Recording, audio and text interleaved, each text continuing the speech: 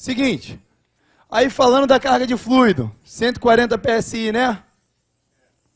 Beleza. Vamos trazer um pouco para a realidade que era a minha. Eu colocava com 120 PSI.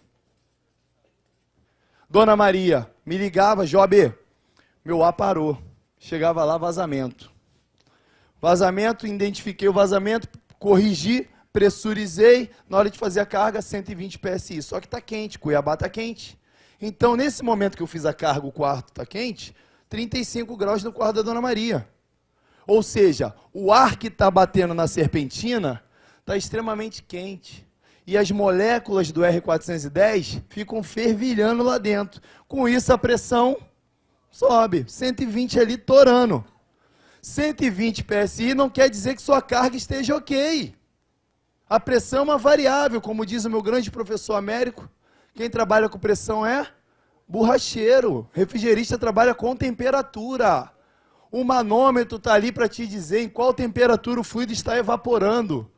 Quando você bota o manifold na máquina, você está buscando essa temperatura aqui, ó. Se você não tem essa tabela, já se preocupa, tá? Tabela da Danfoss, a Cameron também tem. Vou botar aqui, ó. 120 PSI no R410. Vai dar em torno de 5 graus, 4,8. Ou seja, quando eu boto o manômetro, ele está me dizendo que através dessa pressão, que o fluido no evaporador está evaporando a 5 graus. A tabela que me disse isso.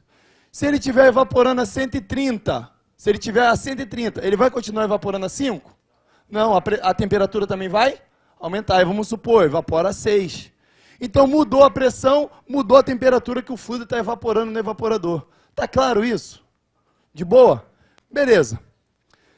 Se eu sei que colocando o manômetro na máquina vai me dar a temperatura que o fluido está evaporando, eu vou pegar um termômetro penta ou um sensor e vou lá no final do evaporador medir a temperatura no tubo de sucção.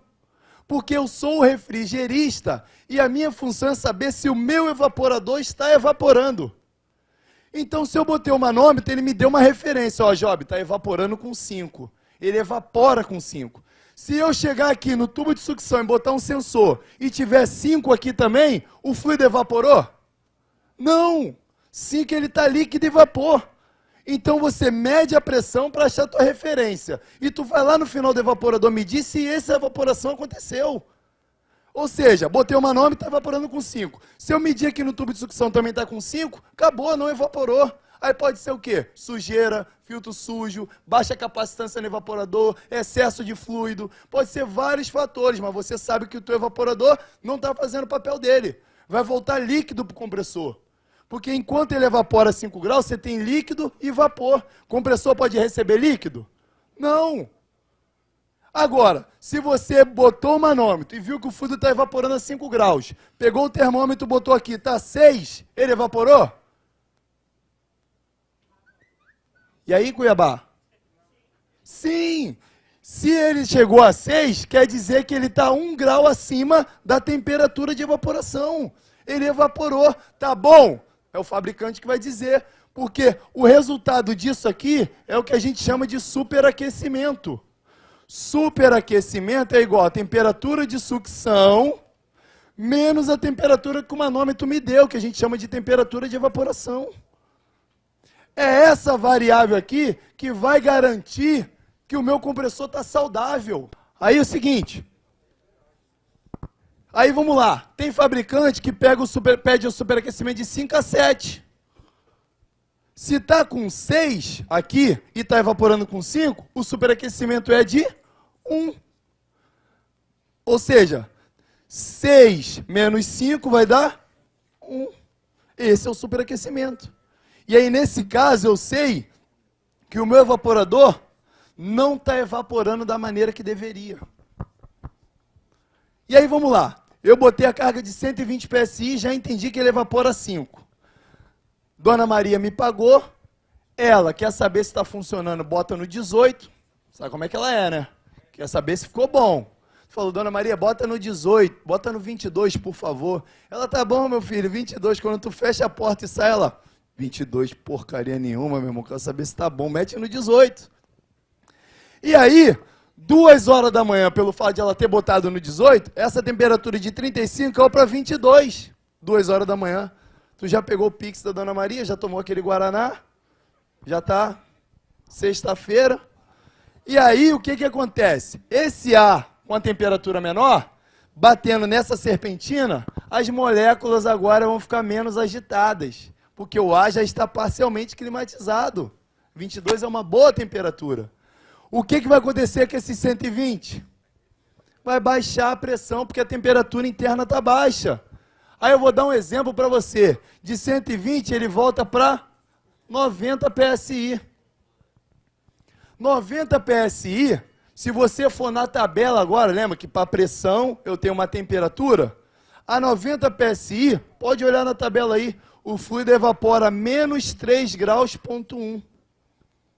Ou seja, com quantos graus a água congela?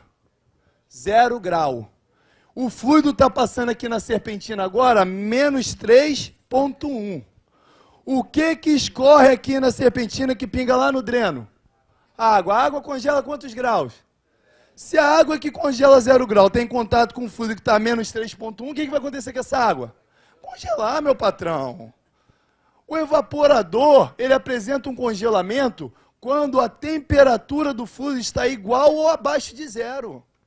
Numa máquina convencional, esse evaporador vira o Olaf, uma pedra de gelo. Porque aquele sensor de serpentina que está lá para proteger, eu nem sei o que ele está fazendo lá, ele nunca funciona. É mentira? Nunca funciona. Pinga, congela, volta líquido e ele não atua. Tirar ele dá ruim. Vai entender uma parada dessa? E aí, numa máquina inverter, o cenário muda. Porque Dona Maria pagou mais. E aí o que a máquina vai fazer assim? Aqui não. Tem um sensor na serpentina mais eficiente, vai mandar informação para a placa e vai falar assim, vou congelar. Só que Dona Maria botou no 18 e o compressor está aspirando com todo o vigor esse fluido. O compressor está a 100%. O que acontece? Quando a placa recebe o sinal que vai congelar do sensor e manda a informação para a placa, ó, vou congelar. Ela fala assim, compressor, diminui a rotação porque vai congelar lá. Você tem que se proteger. Aí o compressor diminui a frequência para se proteger e a pressão aqui no evaporador, o que acontece com ele? Sobe, porque o compressor deixou de aspirar. A pressão de 90 voltou para onde? Para 120 de novo. No outro dia você volta lá, bota o manifold, a mesma pressão que você deixou um dia antes, você fala, gás não é. A máquina te enrolou, ela te enganou, ela se protegeu e através da redução de frequência entregou a mesma pressão que você deixou um dia antes. E não dá código de erro, ela só não gela o ambiente, não climatiza, trabalha numa frequência reduzida e você fica apanhando, aí troca compressor, troca placa, troca sensor e vira um pandemônio. E a máquina só está protegida.